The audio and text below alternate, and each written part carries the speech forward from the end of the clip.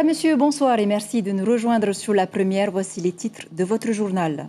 Le couvre-feu est maintenu jusqu'à nouvel ordre et la vaccination est à privilégier pour voyager. Ce sont les mesures annoncées par le président du pays, le haut-commissaire.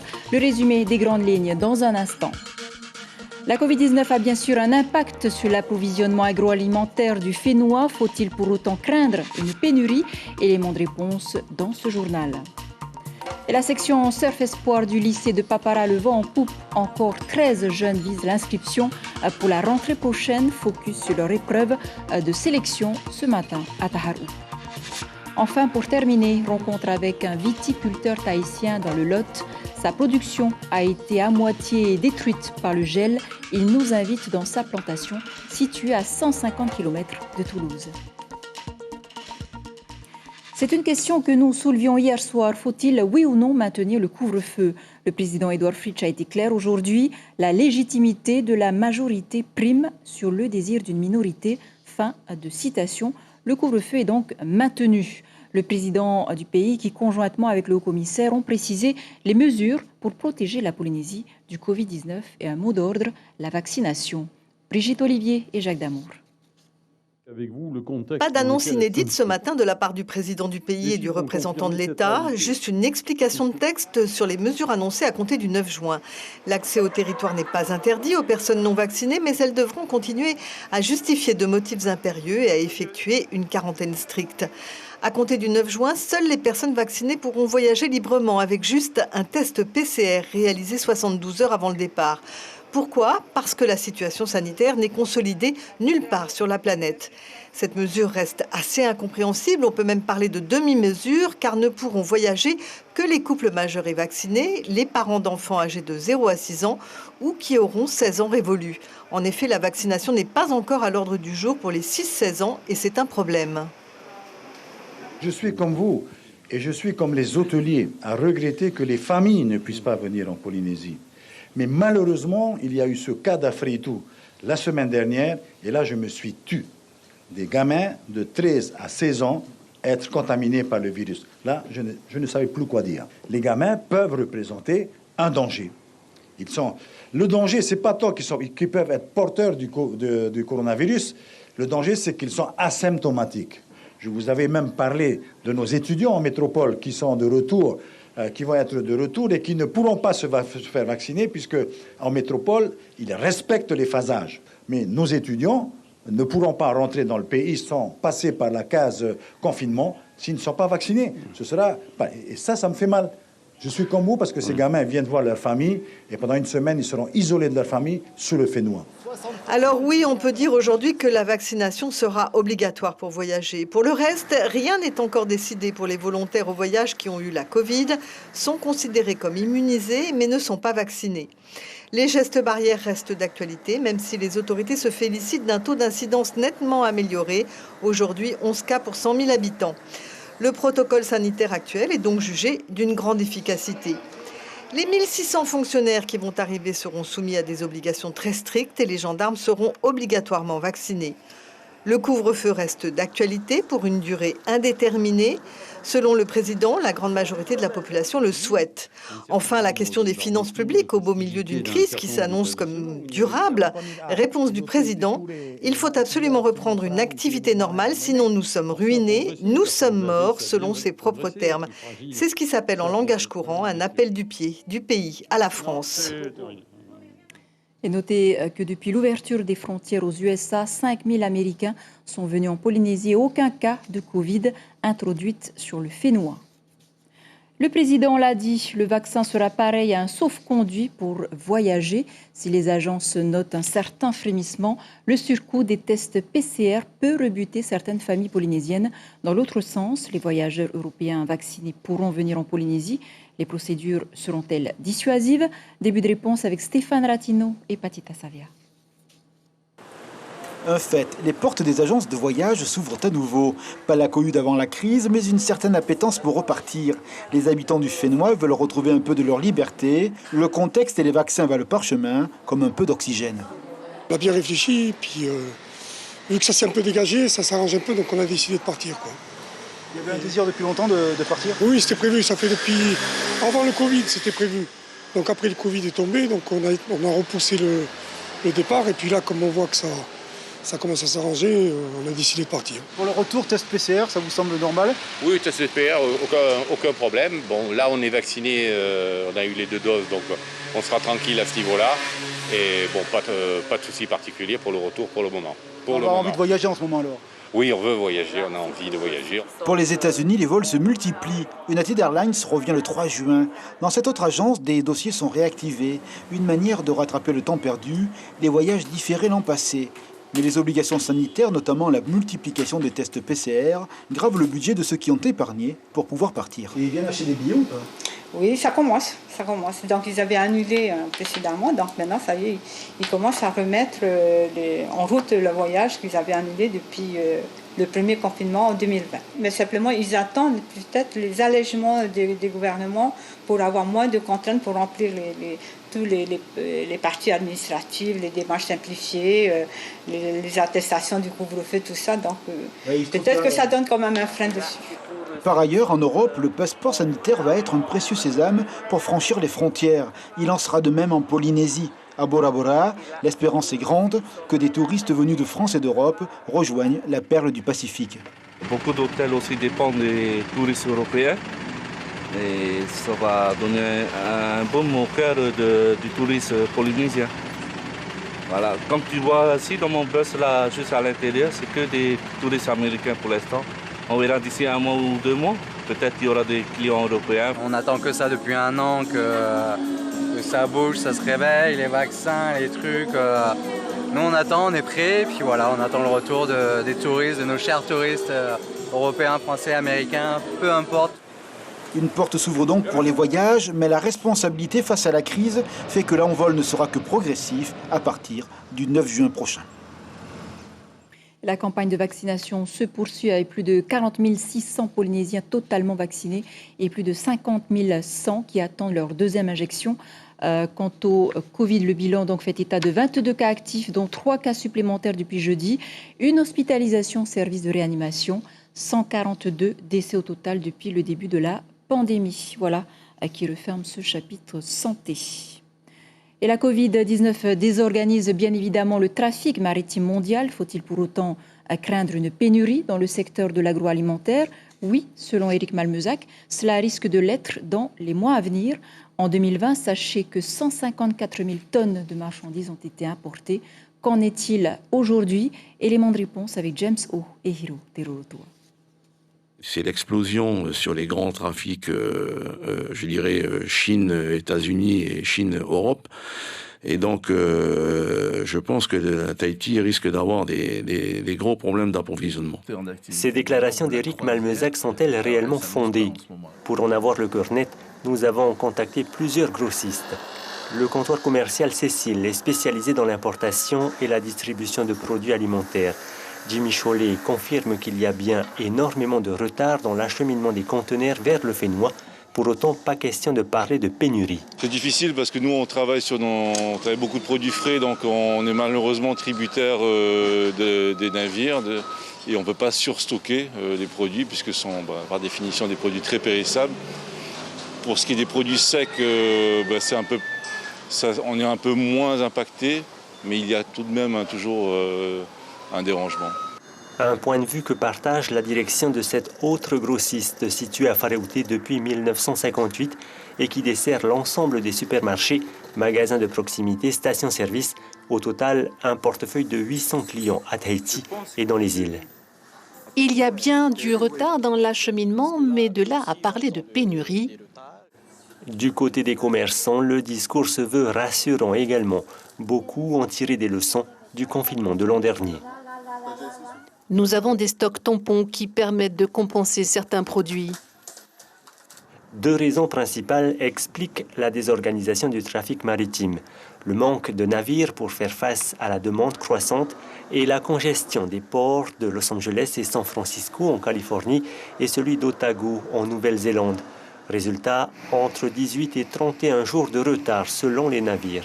Les navires étant pleins sur les destinations proprement dites comme les États-Unis, au départ d'Australie et Nouvelle-Zélande, Tahiti représentant juste sur le passage une petite partie du navire. D'après les dernières nouvelles que nous avons, il y a certains bateaux sont même carrément, je dirais, annulés sur le trafic. Et ça, je pense que ça va vraiment perturber le monde des affaires, surtout de l'importation en Polynésie. Si l'acheminement par voie maritime tourne au ralenti actuellement, celui de l'aérien reprend du service avec notamment le contrat décroché par Air Tahiti Nui pour assurer les vols cargo de la Nouvelle-Zélande, un contrat de près de 12 milliards de francs. Il est très attendu et il est actuellement pas loin de Fakarava, le Tereva au Piti. Après 18 mois de construction au chantier naval de Armona Vigo en Espagne, le dernier bateau flambant neuf de la compagnie maritime est enfin dans nos eaux, Tuamotu précisément, et il continue son trajet vers Tahiti. Il est attendu au port de Papeete demain matin aux commandes du navire long de 77 mètres, le directeur et capitaine du Tereva, Tino Fashin Chong.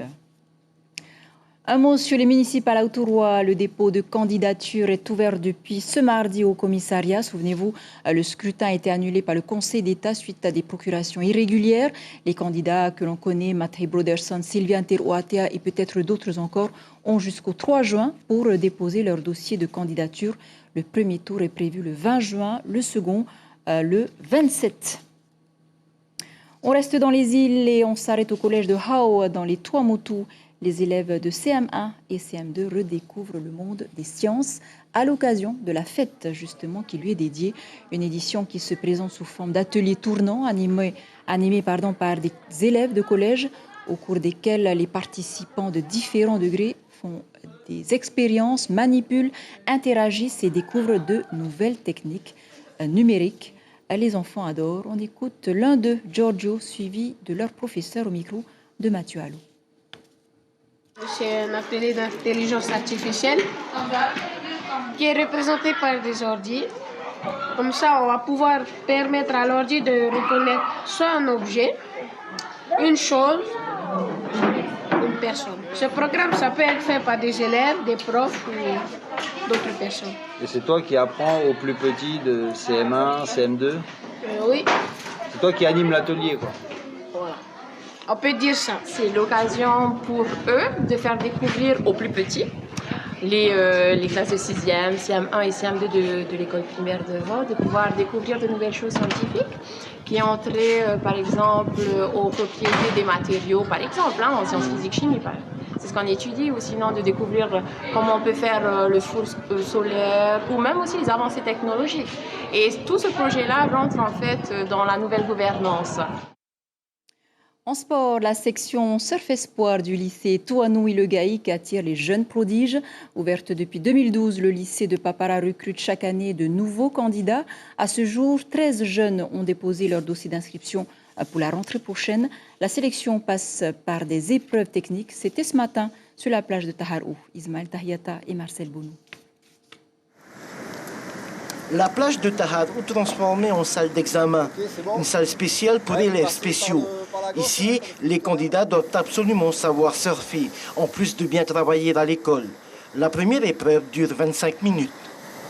On note un petit peu toutes les bases du surf, le placement dans l'eau, le choix de vague, la vitesse, la variation des manœuvres, la glisse, le finish.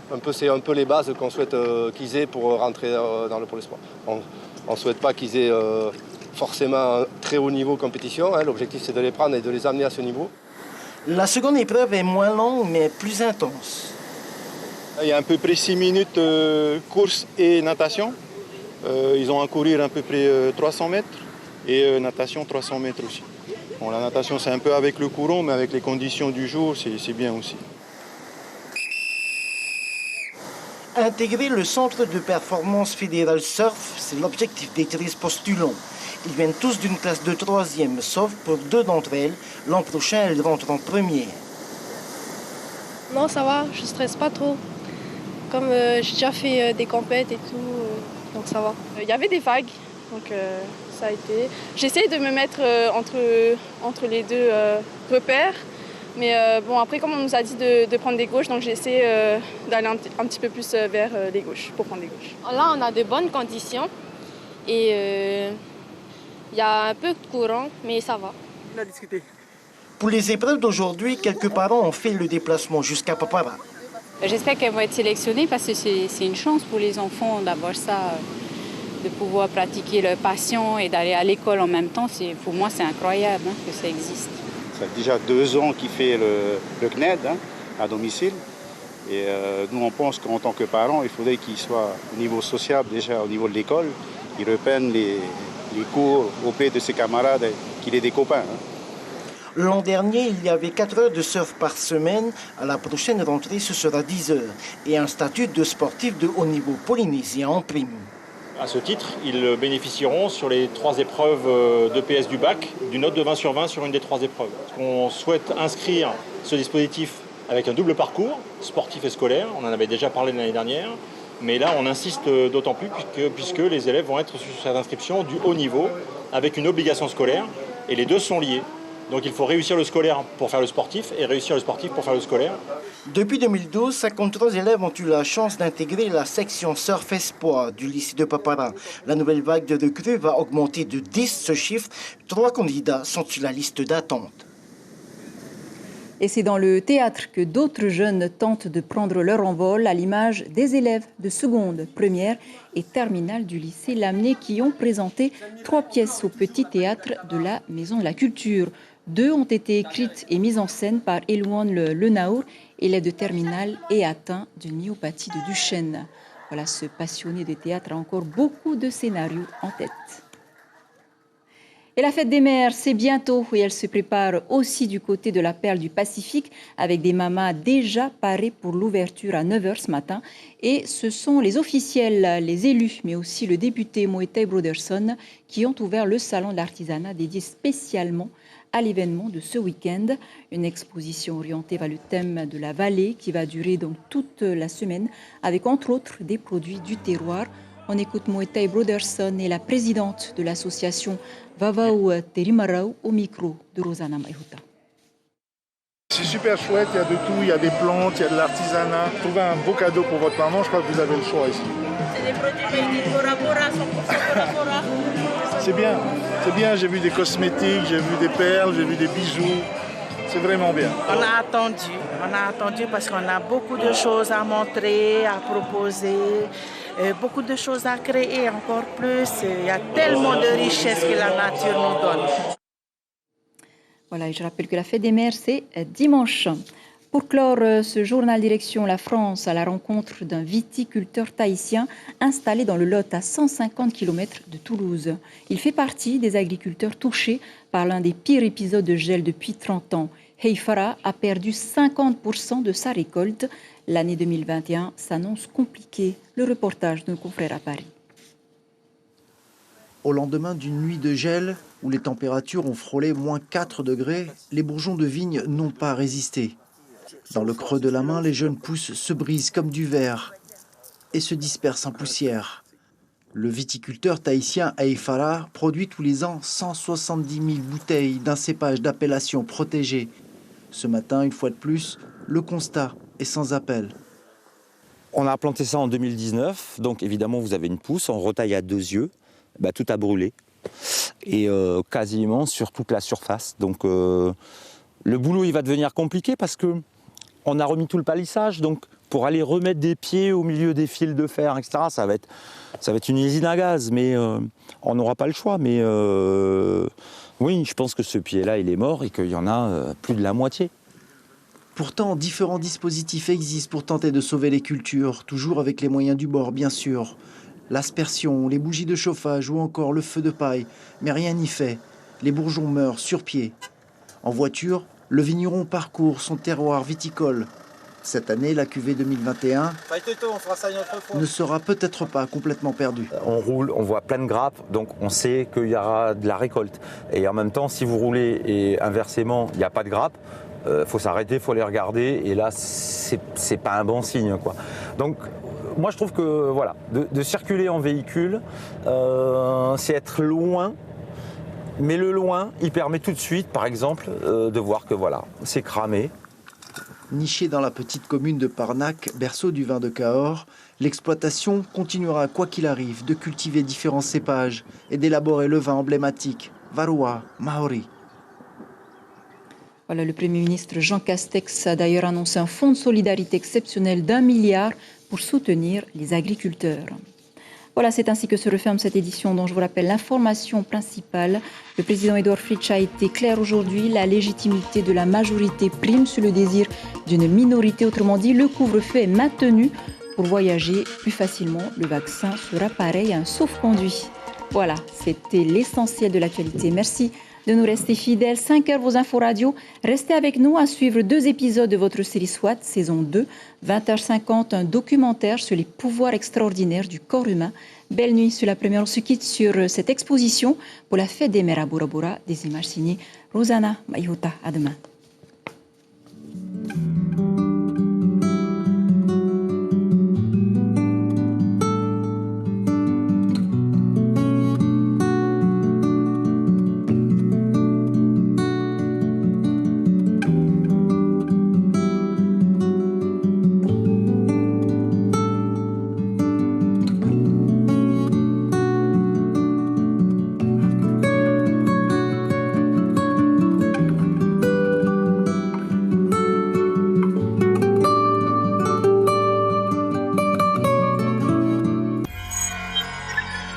Retrouvez ce programme en replay sur notre site internet